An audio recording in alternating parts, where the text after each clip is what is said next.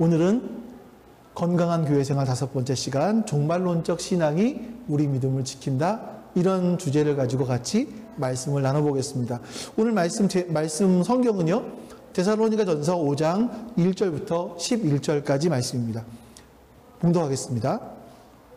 형제자매 여러분, 그 때와 시기를 두고서는 여러분에게 더 쓸 필요가 없습니다.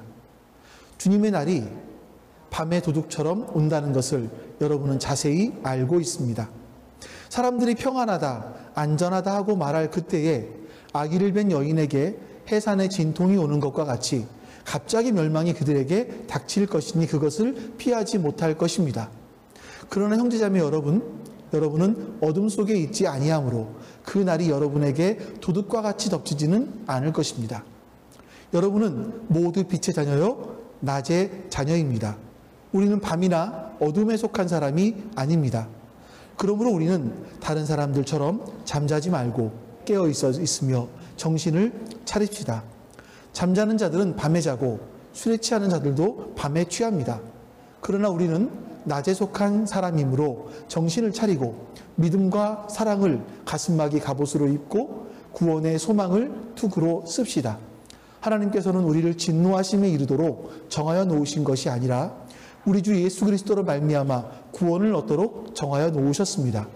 그리스도께서 우리를 위하여 죽으신 것은 우리가 깨어 있든지 자고 있든지 그리스도와 함께 살게 하시려는 것입니다. 그러므로 여러분은 지금도 그렇게 하는 것과 같이 서로 격려하고 서로 덕을 세우십시오. 여러분, 우리가 이 세상을 바라볼 때 바라보는 시각, 그러니까 세상을 어떻게 바라보느냐, 이건 굉장히 중요한 것 같아요. 올해 우리나라는요, 국지성 호우 때문에 정말 큰 피해를 입었습니다. 특히나 이 강남 같은 쪽, 저지대에 있는 쪽이 굉장히 많은 피해를 입었죠. 우리나라는 국지성 호우였는데 또 반면에 세계는 엄청난 가뭄에 시달렸습니다. 뭐 가뭄 때문에 중국이라든지 유럽이라든지 뭐 이런 나라들을 보니까 강의 바닥이 말라서 2차 대전 때 가라앉았던 전투 군함들이 보였다, 뭐 공룡의 발자국이 보였다, 뭐 화석이 보였다, 이런 이야기들이 신문 기사에 굉장히 많이 나왔습니다. 뿐만 아니라 유럽은요, 이상고온이 계속 지속되고 있죠. 영국은 에어컨이 없는 나라라고 해요. 온도가 낮아요, 그만큼. 여름에 7, 8월 평균 기온이 한 23도밖에 안 된대요. 근데 올해는 42도. 아마 그것 때문에 돌아가신 분들이 좀 있다고 얘기를 해요. 이 온도가 363년 만에 처음이다. 363년 만에 처음이라는 건 어떻게 알았을까? 아마 그전에는 온도계로 좀 보지 않지 않았을까 싶은데요. 이건 약광입니다, 여러분. 혹시 인도 얘기 들어보셨어요? 인도 올해 최고 기온이 몇 도였냐면 51.7도. 날아가는 새가 탈진에 떨어졌대요. 그래서 물을 주었더니 다시 기력을 회복하고 날아갔다라는 이야기가 신문기사에 나올 정도입니다. 인도는 122년 만에 처음, 뭐 이런 얘기들을 해요. 그러니까 올해는 유난히 이상기후가 많았어요. 그래서 그 인도 옆에 바로 있는 파키스탄 같은 경우를 보면 엄청난 홍수 때문에 피해를 입었는데 인도, 뭐 유럽 50도, 40도, 엄청난 고온, 또 엄청난 가뭄, 고생을 굉장히 많이 했습니다. 그러니까 이걸 보면서 학자들이 얘기하는 게 지구의 종말이 훨씬 더 가까워졌다라고 이야기를 해요. 왜 이런 이상기온이 발생을 하죠? 지구온난화 때문이라고 얘기하죠. 지구온난화는 왜 오죠? 이산화탄소 때문에.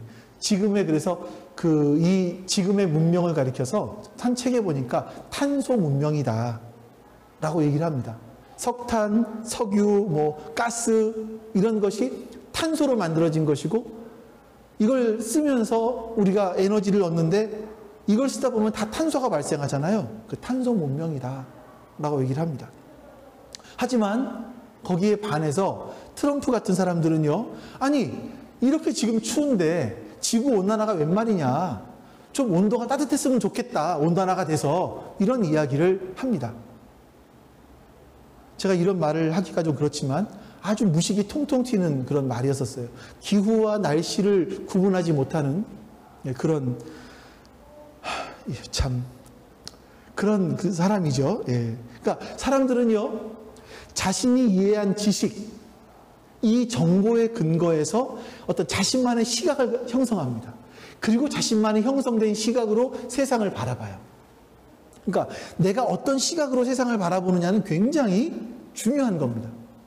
그럼 여러분, 우리가 건강한 교회 생활을 하기 위해서 우리가 가져야 될 시각이 있어요. 그 시각이 뭐냐 했을 때 이건 종말에 대한 시각이다.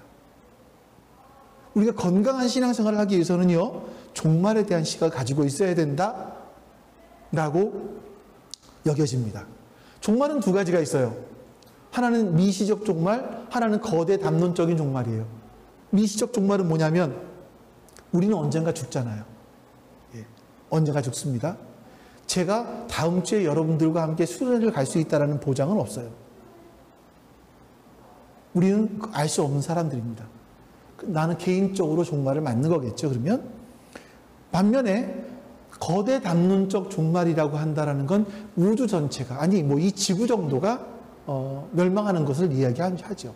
지금 뭐 학자들의 얘기를 보니까 5번의 지구의 생물들이 지구의 생물들이 멸망했다라고 얘기를 해요. 하지만 모기와 바퀴벌레는 살아남았다라고 얘기를 하던데, 이게 어떤 이 세상에 종말이 있느냐 없느냐 이거에 따라서 사람들이 세상을 살아가는 삶의 방식이 엄청 달라질 거예요. 예를 들어서 2022년 12월 31일 오후 12시 59분 59초에 지구가 멸망한다. 그럼 여러분 어떻게 하시겠어요? 지금 어떻게 살아가시겠어요?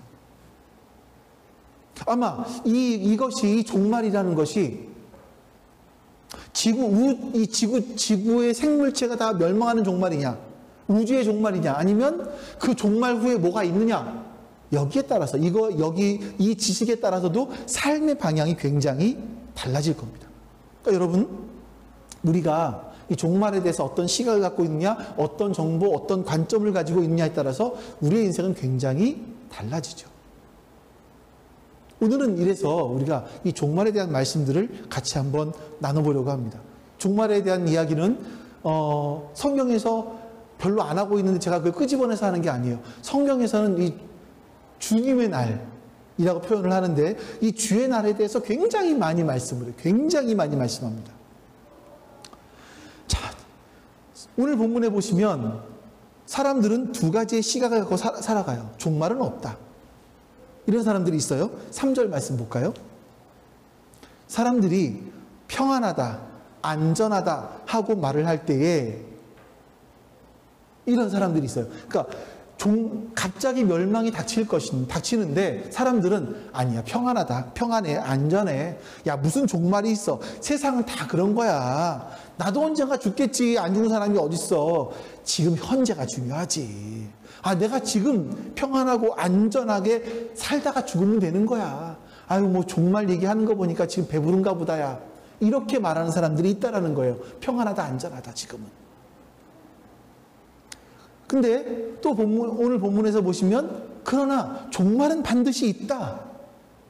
주님의 날은 반드시 온다 라고 보는 사람들이 있어요. 2절 말씀. 주님의 날이 밤에 도둑처럼 온다는 것을 여러분 자세히 알고 있습니다. 이걸 알고 있는 사람들이 있다라는 거예요. 근데 재밌죠? 너희 어떻게 알고 있었을까요? 그러니까 이게 여러분 데살로니가 교회 성도들이 주님의 날이 도둑처럼 온다는 것을 자세히 알고 있는 것은 왜 이렇게 알고 있었냐면, 먼저 이 말씀은요, 예수님께서 계속 반복하신 말씀이에요. 그리고 예수님이 반복해 강조하셨기 때문에 사도들이 이 말씀을 듣고 또 반복해서 강조해서 전해주었던 말씀이기 때문에 그래요. 자, 여러분, 예수님께서는요, 마태복음 24장, 25장 쪽에서 감람산 설교라고 하시면서 감람산에서 하신 설교인데 이 설교 중에 이 마지막 때에 대한 이야기를 굉장히 많이 하십니다. 예수님께서 24장에서 제자들을 데리고 성전에 가셨어요. 그리고 말씀하십니다. 내가 이 성전을 헐 거야. 그리고 3일 만에 다시 지을 거야. 라고 말씀하십니다. 그러자 제자들이 이렇게 묻지요. 24장 3절 말씀. 자, 이런 일이 언제 일어나겠습니까? 선생님께서 다시 오시는 때와 세상 끝날에는 어떤 징조가 있겠습니까? 우리에게 말씀해 주십시오. 세상 끝날에 어떤 징조가 있겠습니까? 우리에게 말씀해 주십시오. 라고 했더니 예수님께서 24장, 25장에서 그 징조에 대해서 계속 말씀을 하시는데 청지기 비유, 열처녀 비유, 달란트 비유, 염소와 양의 비유로 말씀하셨어요. 근데 이 비유의 핵심 주제가 뭐냐? 24장 42절, 43사절까지. 같이 한번 읽어보죠. 그러므로 깨어 있어라. 너희는 너희 주님께서 어느 날에 오실지를 알지 못하기 때문이다. 이것을 명심하여라. 집주인이 도둑이 밤 몇 시에 올지 알고 있으면 그는 깨어 있어서 도둑이 집을 뚫고 들어오도록 내버려두지 않았을 것이다. 그러므로 너희도 준비하고 있어라. 너희가 생각하지 않은 시각에 인자가 올 것이기 때문이다. 너희가 생각하지 않은 시각에 인자가 올 것이다. 24장 50절 생각하지도 않은 날에 뜻밖의 시간에 그 종의 주인이 와서 25장 13절 그러므로 깨어 있어라. 너희는 그날과 그 시각을 알지 못하기 때문이다. 예수님 반복해서 말씀하시는 게 뭐냐면 반드시 마지막 날이 올 거야. 근데 그 시각은 너희들이 알지 못해. 마치 도둑이 드는 것처럼 갑자기 올 거야. 반드시 올 거야. 라고 말씀하시는 거죠. 사도 바울은요, 이 예수님의 가르침에 대해서 배우게 되었고, 초대교회, 복음을 전하면서 또 특히나 데살로니가 교회에 이 말씀들을 잘 설명해 주었던 것 같아요. 그래서 이 데살로니가 교회 성도들은요, 마지막 날은 반드시 온다. 하나님을 믿고 의지하는 사람들을 하나님께서 완전하게 구원하시는 그날이 올 거야 라고 알고 있었어요. 본문에는요, 도둑처럼 올 거야. 온다. 또 한 가지가 비유가 있었습니다. 그게 뭐냐면 잉태한 여인에게 산통이 오는 것처럼 온다 라고 말했어요. 약간 차이가 있어요. 여러분, 도둑은 언제 오는지 아나요? 궤도 루팡 같은 사람이나 내가 도둑질 할 거야 라고 이렇게 얘기하고 하지, 도둑들은 언제 도둑질 하겠다라는 얘기는 안 하지 않습니까? 근데 산모의 산통은 어떻습니까? 언제인지는 몰라도 꼭 산통은 오죠. 언제인지는 모르지만 산통은 꼭 옵니다. 마찬가지로 예수님께서는 더 강력하게 다시 오실 거다라고 말씀하신 거예요. 그래서 여러분, 이렇게 두 가지 종말은 없다. 나는 관심도 없어. 라고 생각하는 사람들의 삶과 데살로니가 교회 성도들처럼 종말이 반드시 올 거야, 주님의 날이 반드시 임할 거야 라고 알고 있는 사람의 삶은요, 서로 달라요. 다를 수밖에 없죠. 다를 수밖에 없죠. 자, 5절에 보시면 밤이나 어둠에 속한 사람이 있고 낮과 빛과 낮에 속한 사람들이 있다라고 말씀합니다. 말씀 볼까요? 여러분은 모두 빛의 자녀이고 낮의 자녀입니다. 우리는 밤이나 어둠에 속한 사람이 아닙니다. 구분해 놓고 있어요. 첫 번째, 밤과 어둠에 속한 사람입니다. 7절 말씀 같이 읽어볼게요. 잠자는 자들은 밤에 자고 술에 취하는 자들도 밤에 취합니다. 아니, 이 말씀 보면 너무나 당연한 것 같지 않아요? 잠은 언제 자요? 밤에 자죠. 술은 언제 먹어요?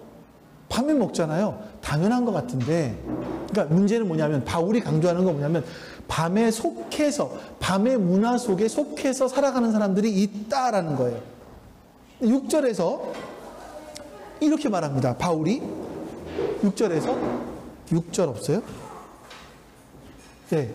그러므로 우리는 다른 사람처럼 밤의 문화에 밤에 속한 사람들처럼 잠자지 말고 깨어 있으며 정신을 차립시다.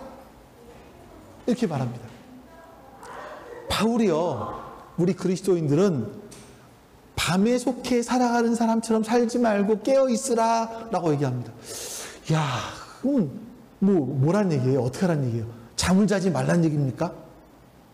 이건 후반에 가서 제가 자세히 설명을 드리도록 하고, 여기서 지금 제가 보고 싶은 건 뭐냐면, 자, 여러분, 사람들은요, 밤의 문화, 밤에 속해 사는 사람이 있고, 또 낮에 속해 사는 사람들이 있다라는 거죠. 우리 그리스도인들은 밤에 속한 사람들처럼 살지 말고 낮에 속한 사람들처럼 살기 위해서 정신을 차리고 깨어 있어야 된다. 이게 바울이 하는 말이에요. 왜 그러냐? 이렇게 밤에 속하지 않고 낮에 속해야 되는 이유가 뭐냐면 결정적으로 그 사람의 마지막이 달라요. 마지막. 자, 이 3, 4절 보죠. 다시 한번 보겠습니다. 사람들이 평안하다, 안전하다 하고 말을 할 그때에 아기를 뵌 여인에게 해산의 진통이 오는 것과 같이 갑자기 멸망이 그들에게 닥칠 것이니 그것을 피하지 못할 것입니다. 그러나 형제자매 여러분, 여러분은 어둠 속에 있지 아니하므로 그날이 여러분에게 도둑과 같이 덮치지는 않을 겁니다. 어떤 사람은요, 멸망이 갑자기 닥쳐서 절대 피하지 못한대요. 피하지 못한대요. 근데 어떤 사람들은요, 도둑과 같이 덮치지 않을 거다라고 이야기를 합니다. 이게 무슨 말이냐? 밤에 속한 사람들은요, 마지막 날이 올 거라는 생각을 안 하고 살아가요.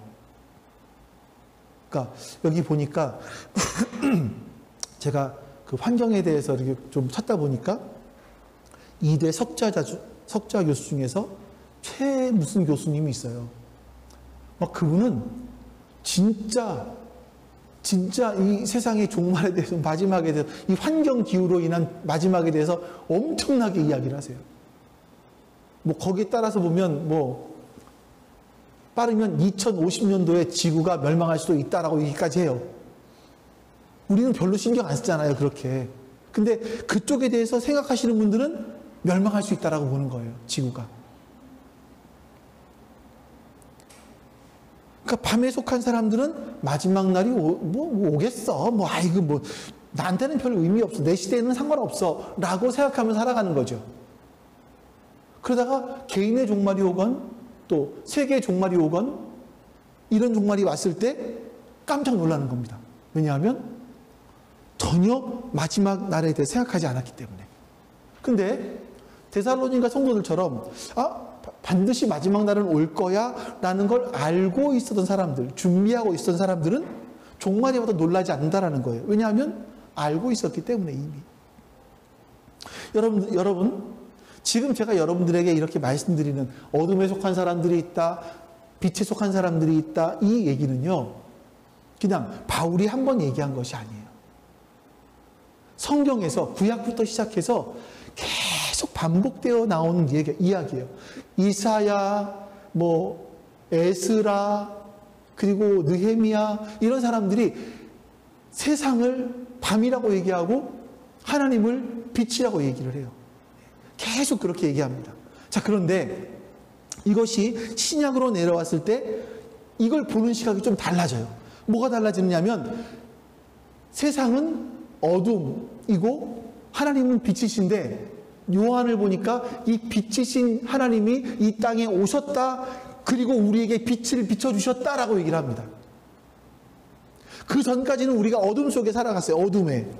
근데 예수님이 이 땅에 오심으로 말미암아 우리는 빛을 보고 살아갈 수 있는 거예요. 빛을 맛보고 살아갈 수 있게 되었죠.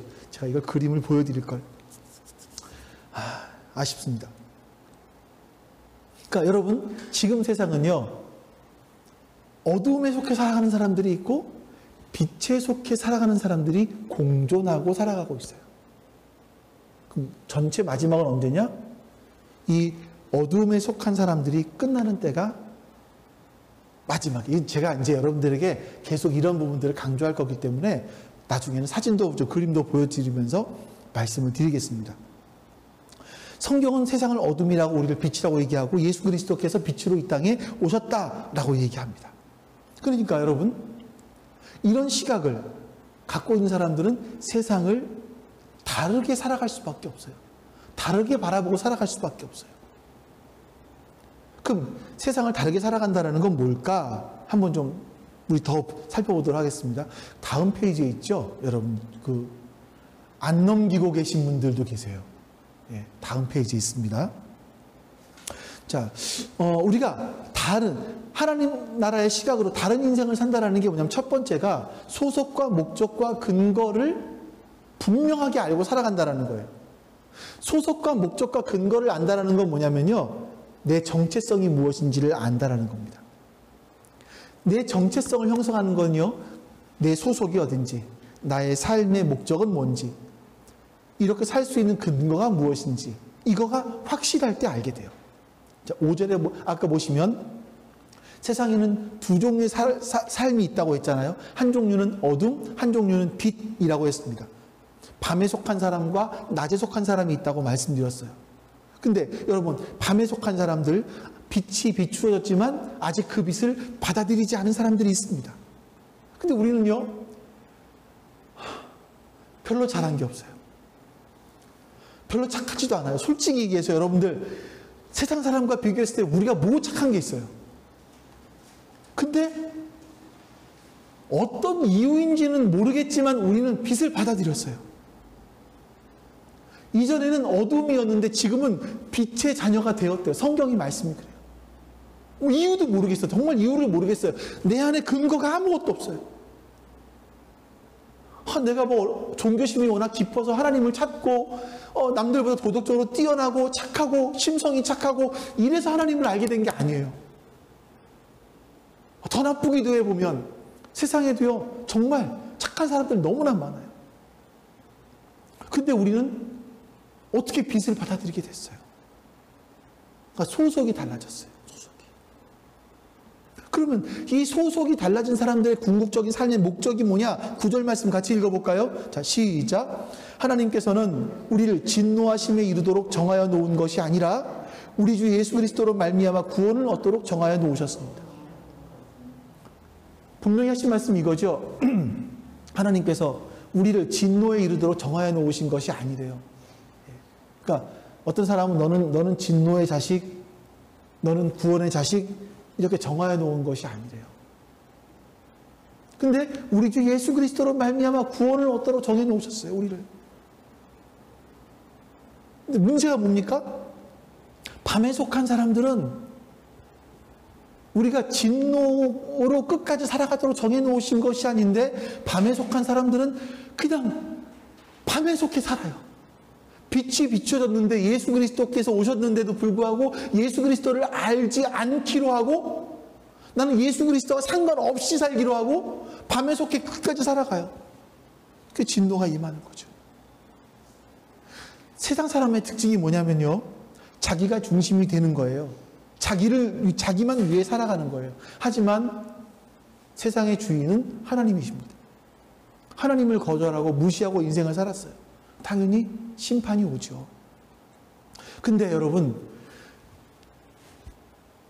그 심판이 마지막까지 유보되고 있어요. 이걸 기억하시는 거예요, 여러분. 심판은요, 여러분, 우리가 오해하시면 안 되는 게 그거예요. 너는 예수 믿었으니까 너는 구원받고 너는 예수 안 믿었으니까 지옥 가라? 이게 아니에요. 모든 사람들이 하나님의 진노하심에 이를 수밖에 없어요. 사람들은요. 그런데 하나님께서 그 진노를 유보하고 계세요. 유보하고 계세요. 참고 계시는 거예요. 그러니까 막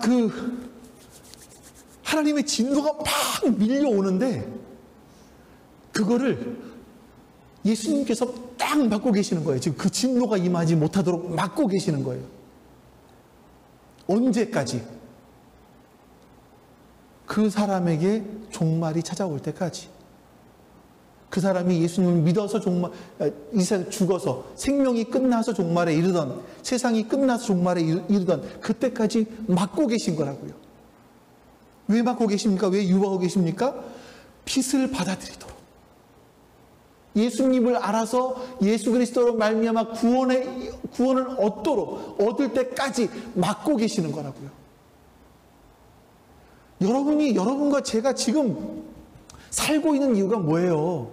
우리는 당연히 사는 것처럼 살잖아요. 내일 살 것처럼 살아요, 우리는요? 아니요. 하나님은요, 우리에게 예수님을 더 잘 믿을 수 있는 기회를 오늘도 주시는 거예요, 오늘도. 오늘도 주시는 거예요. 그거 잊으시면 안 돼요.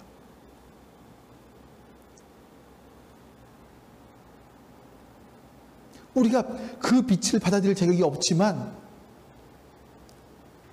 하나님께서는 어떤 은혜인지는 몰라도 우리로 하여금 그 빛을 받아들이게 하셨고 우리는 이제 구원을 얻은 사람으로서 완벽한 구원을 바라보며 살아가게 되는 겁니다. 그런데 어떤 인생은요, 하나님이 기다려주세요. 기다려주세요. 근데 빛을 받아들이지 않아요. 빛을 받아들이지 않으면 결국 마지막에는 심판에 이르고 하나님의 진노로 가는 거죠. 다른 인생은 하나님의 사랑을 받아들여서 구원을 맛보고 살다가 완벽한 구원을 이루게 되는 겁니다. 그 근거가 이 9절 포함해서 10절까지예요. 다음 한번 보여주실래요? 하나님께서는 우리를 진노하심에 이르도록 정하여 놓으신 것이 아니라 우리 주 예수 그리스도로 말미암아 구원을 얻도록 정하여 놓으셨습니다.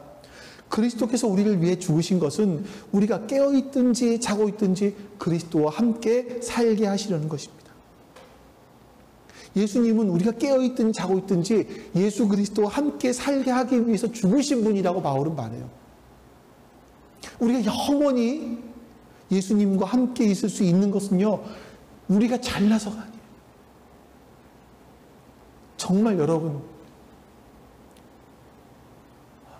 목사가 되면 분명한 건 그거예요. 다른 사람들보다 더 도덕적이어야 되고 더 윤리적이어야 돼요. 근데 더 도덕적이고 윤리적이기 때문에 하나님이 뽑아서 목사를 시키신 건 아니에요. 여러분들이 그리스도인이 된 것은 그리스도인이기 때문에 다른 사람들보다 더 윤리적이고 도덕적으로 살아야 돼요. 그렇게 못 살기 때문에 기독교가 엄청나게 욕을 먹고 있어요.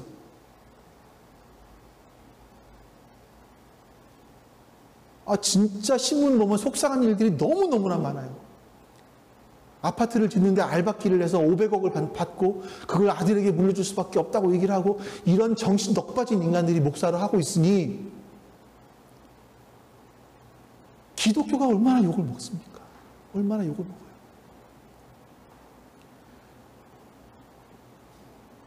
빛에 속해 있는데 어둠처럼 살아가는 거예요. 세상과 똑같이 살아가는 거죠. 왜냐하면 소속이 어딘지를 모르는 거예요. 소속이. 여러분의 소속은 어디입니까? 어둠이에요? 빛이에요? 낮이에요? 밤이에요? 예? 이 소속이 선명해야 돼요. 내가 어디에 속힌 소속이 선명해지면 인생의 목적도 분명해지는 겁니다. 제가 이런 얘기를 하면 혹시나 유튜브에 누가 어떤 분들이 댓글을 달까봐 우리는 댓글을 못 달게 돼 있습니다. 소속이 현명하지 않으면요, 그냥 사는 거지 대충 사는 거야. 정말 다 끝나는데 심판, 진노 이런 게 있어. 다 죽으면 끝나는 거지. 대충 살아요, 대충.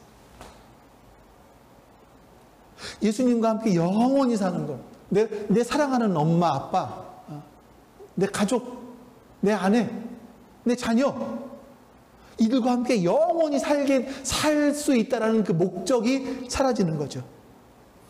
당연히 현재만 보여져요. 지금 당장 행복하면 되고, 지금 당장 편안하고, 지금 당장 쾌락만 누리면 되는 거예요. 지금 안전하고, 지금 편안하면 되는 거예요. 당장이 중요한 거죠. 저 말을 들어보니까 나는 어둠의 자식인 것 같아. 혹시 이런 생각 드십니까?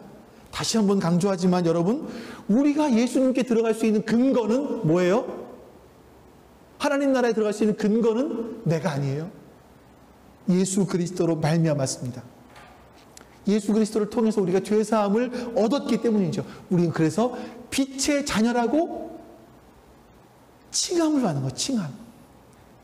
우리의 소속이 여기서 그냥 일로 옮겨진 거예요. 옮겨진 거죠. 예를 들어 여러분, 이런 거죠. 천당문에 섰을 때 천당이라고 표현할게요. 천당문에 섰을 때 베드로가 여러분들에게 아무개야, 네가 여기에 들어갈 수 있는 근거는 뭐니? 라고 물어보면 여러분 뭐라고 답하실 거예요? 내가 예수님을 믿고요, 교회를 다니고요, 좀 양심적이 됐어요. 나 쥐를 빼먹지 않았어요. 이런 건 아무 소용이 없어요. 오직 한 가지, 예수님 때문입니다. 이렇게 내가 예수님께 속하였다라는 이 소속이 분명해지면, 선명해지면 우리 삶이 달라지죠. 달라지죠. 소속, 목적, 근거가 분명해지면 우리의 정체성이 선명해집니다. 이 정체성이 선명해지는 사람들이 살아야 되는 삶은요, 깨어서 정신을 차리는 삶이에요. 우리 6절 말씀 다시 보겠습니다. 6절. 자, 시작. 그러므로 우리는 다른 사람들처럼 깨어있으며 정신을 차립시다. 여러분, 왜 정신을 바짝 차려야 되는 줄 아십니까? 그 이유는요, 우리가 살고 있는 이 세상, 이 문화는요, 하나님의 문화가 아니라 어둠에 속한 문화예요. 밤이 만들어낸 문화이고요, 우리가 살고 있는 이 경제 시스템, 사회 시스템 모두가 다 하나님께 속한 것이 아니죠. 그러니까 우리가 그리스도인으로 살려면요, 다른 사람처럼 살면 안 돼요. 깨어 있어야 돼요. 깨어 있어야 돼요. 깨어서 뭐랍니까? 깨어있다라는 게 뭐죠? 24시간 잠을 안 자라는 건가요? 깨어있다라는 건 예수님께서 감람산 설교, 아까 마태복음 24, 25장에서 계속 반복하신 말씀인데, 깨어있다라는 건 뭐냐면요, 눈을 뜨고 있다는 거예요.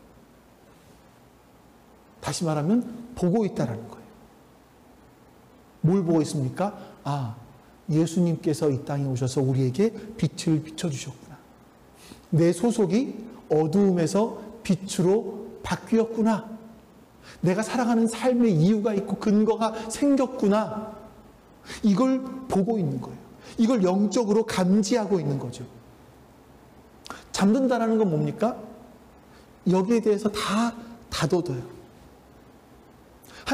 하나님을 바라보지 않고, 예수 그리스도께서 빛으로 오신 것을 바라보지 않고, 애써 그것을 부정하고 세상이 전부인 것처럼 살아가는 겁니다. 그게 잠들었다라는 거예요. 성경에서 나온 표현은. 그래서 바울이 뭐라고 말하냐면, 너희가 깨어있으며 정신을 차려야 된다라고 말하는 거예요. 잠들지 않도록. 왜냐하면 여러분, 세상의 문화는요, 정말 우리를 너무너무 현혹해요. 진짜 우리를 정말 너무너무 현혹해요. 조금만 정신을 놓고 있으면 홀라당 넘어갈 만해요. 너무 화려하거든요. 특히나 만약에 우리가 아프리카 뭐 이런 데 태어났으면 세상이 이렇게 화려하지 않겠죠. 근데 우리나라 뭐 근래에 이렇게 발전을 해서 이 세상이, 우리나라 너무 살기가 편한 거죠. 너무 살기 좋아요. 뭐만 있으면요. 돈만 있으면요. 너무 살기 좋아요. 이 돈을 부정할 사람이 누가 있어요? 돈만 있으면 좋다라고 부정할 사람이 누가 있어요? 너무 살기 좋죠. 제가 얼마 지나지 않아서 돈에 대해서 한번 설교를 할 거예요. 돈이 뭔지, 그리스도인의 물질, 이게 뭔지 한번 설교를 할 계획으로 있는데, 정신을 차려야 돼요. 깨어 있어야 돼요. 그래서 왜 그 다음 뭐라고 정신을 차렸다라고 말할 때, 이 정신을 차려라 라고 하는 말은 뭐냐면, 원문에 보면 술 취하지 말라 이런 의미의 표현인 거예요. 우리가 살아가는 세상은요, 우리를 취하게 만들어요. 취하면 어떻습니까? 감각이 무뎌지죠. 판단력이 흐려져요. 제가 취해본 지가 너무너무 오래돼서 잘 기억이 안 나고, 저는 웬만큼 마셔서는 취한 기억이 별로 없는 사람이기 때문에 취한다라는 게 잘 뭔지를 몰라요. 그런데 주변의 사람들의 이야기를 들어보니까 감각이 무뎌지고 판단력이 흐려지더라, 이렇게 얘기를 해요. 여러분, 우리가 살고 있는 세상이 그래요. 세상은요, 이 세상의 가치, 문화, 삶의 방식, 막 이 화려한 어떤 그 여러 가지 엔터테인먼트, 우리 즐길 거리들, 와, 이런 수많은 것들로 우리를 막 넘어뜨리려고 합니다. 그래서 이 세상이 전부인 것처럼 보이게 해요.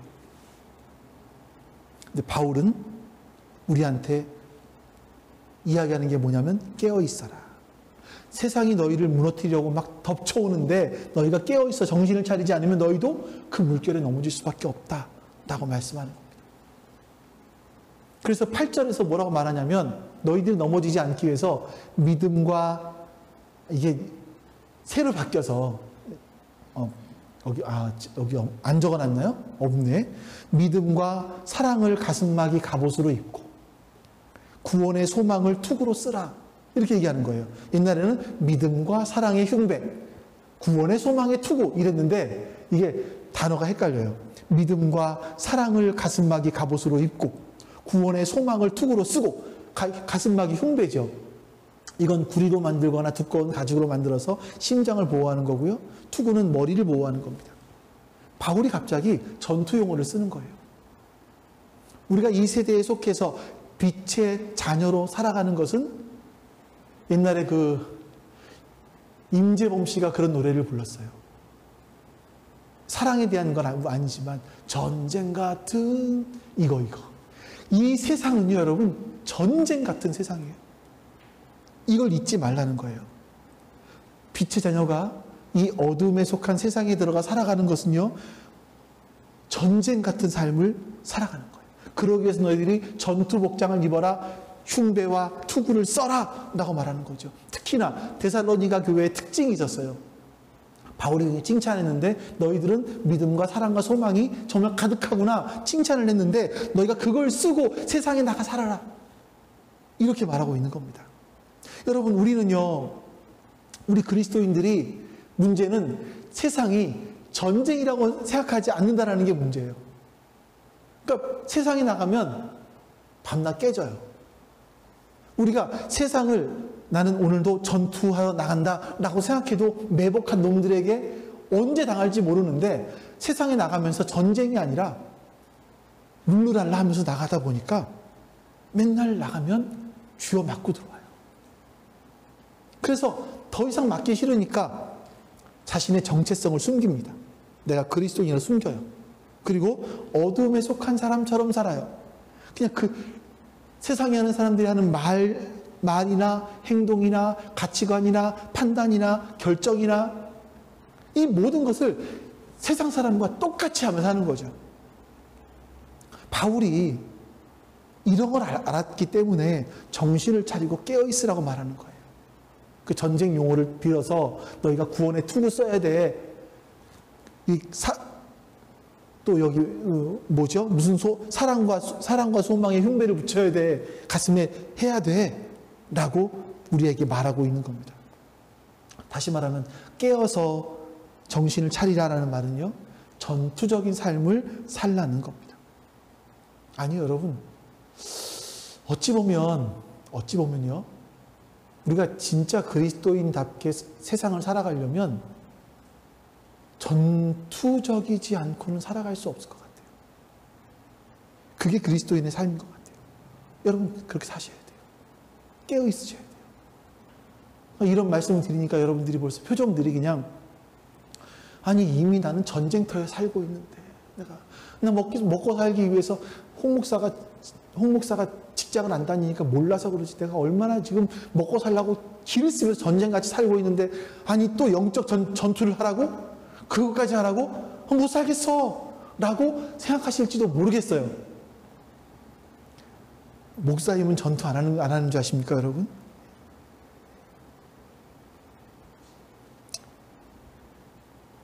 근데 바울이 너희가 사는 세상의 삶은 전쟁 같은 삶이야 라고 말하면서 또 하나를 얘기해요. 11절 말씀. 이제 11절을 전하면서 말씀이 마감되어 갑니다. 같이 한번 읽어보겠습니다. 그러므로 여러분은 지금도 그렇게 하는 것과 같이 서로 격려하고 서로 덕을 세우십시오. 여러분, 교회가 어떠해야 되는지가 나와요. 여러분, 가정이라는 게 좋은 이유가 뭡니까? 가정이 좋은 이유는 여러분들이 세상에 나가서 살아갈 때 진짜 어쩌면 여러분들은 직장 생활하면서 전쟁터에서 살아가는 것처럼 살아가실 수 있어요. 내가 조금 잘못하면 나는 상사한테 꾸지람을 받아야 되고요. 아니, 꾸지람 정도가 아니라 잘릴 수도 있어요. 이건 내 생계가 걸린 문제일 수도 있는 거예요. 그런데 가정은 어떻습니까? 용납되어져요.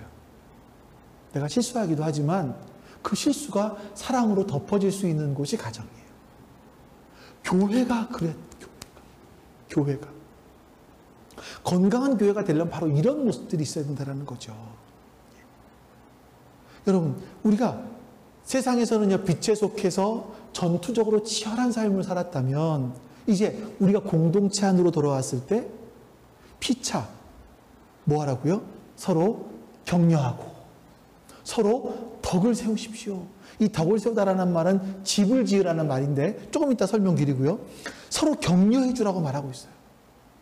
여러분들이 세상에 나가서 싸울 때 그리스도인으로 살아가는 게 너무 힘들고 어려웠으니까 정신 바짝 차리고 살아가다가 돌아오면 공동체 안으로 돌아왔을 때 야, 너 정말 잘했어. 잘 싸웠어. 격려해 주라는 말이에요. 그래서 여러분 격려하고 싶어요. 앞에서는 막 좀 이렇게 말씀드렸지만 여러분 격려하고 싶어요. 여러분들은요 소속이 달라졌어요. 빛의 자녀예요. 여러분 대단한 사람들인 거예요. 여러분들은요 엄청난 사람들인 거예요. 스스로가 그냥 아유 나는 뭐 그냥 뭐 대단하지도 않고 이름도 알려지지 않고 아니요. 하나님께서 여러분을 바라보실 때는 여러분은 빛의 자녀인 거예요. 예수 그리스도로 말미암아 자격이 없지만 빛의 자녀가 되었어요. 소속이 바뀌었어요. 존재가 바뀌었어요. 우리는 이 땅에서 잘 먹고 잘 살다가 평안하고 안전하게 살다가 죽는 것으로 끝나는 것이 아니라 하나님 나라를 바라보는 사람이 되었어요.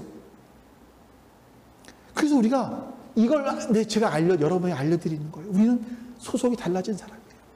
격려하고 싶어요.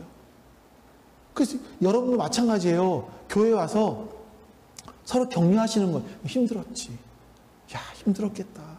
너 이렇게 승리하고 교회 나와서 정말 잘했어. 너 또 잘 싸워라. 잘 싸웠구나. 너 좀 맞은 것 같네. 멍드는 것 같아. 또 기도도 해주면서 피차 격려해 주는 거라는 거예요. 서로 덕을 세운다라는 말은 집을 세운다라는 건데 우리 모두가 인생의 집을 짓는 거 아니겠습니까? 인생의 집을 잘 지을 수 있도록 격려해 주래요. 왜 인생의 집을 잘 지으라고 말하냐면 하나님은 마지막 때에 불로 심판하실 것이라고 말해요. 어떤 사람들은요 세상의 것으로 집을 지어요. 그건 다 불에 타버릴 것이죠. 근데 우리가 지어야 될 집은 불에 타지 않을 금과 은과 보석으로 지어진 이 금과 은과 보석은 아주 돈이 많고 부자라는 얘기가 아니에요. 변하지 않는 이 땅에서나 하나님 나라에서나 나라까지 갔을 때에도 변하지 않는 것으로 집을 지을 수 있도록 격려해 주는 거예요. 여러분들 격려하는 거예요. 서로 격려해 주는 거예요. 언제까지요? 주님이 다시 오셔서 우리가 이미 얻은 구원이 완전해질 그 날까지 하나님께서 유예하고 있는 그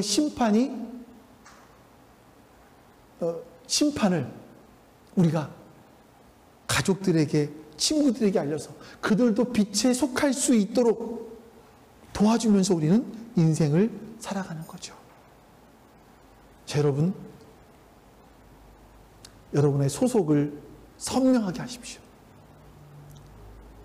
아직 나는 어디 속한지 모르겠어. 이게 선명하지 않으시면 돌아보셔야 돼요. 그냥 대충 넘기지 마세요.